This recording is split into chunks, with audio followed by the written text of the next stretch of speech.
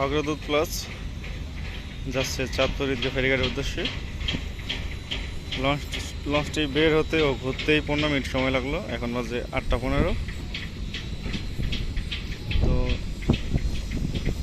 সাতবোঝাই হয়ে যাচ্ছে লঞ্চটি।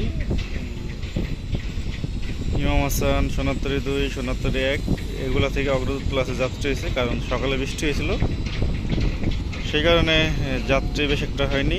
আর টপ ছাদেও কোনো লোক আরোহণ করতে পারেনি বৃষ্টির কারণে। অগ্রদূত প্লাস কিন্তু টপ ছাদেও যাত্রী।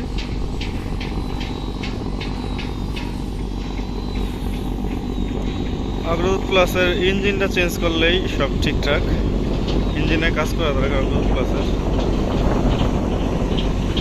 আজকে নিশ্চিত বোগদা দেওয়ার কাছে ওটি খাইব। এমনি 15 মিনিট লাগছে বের হইতে।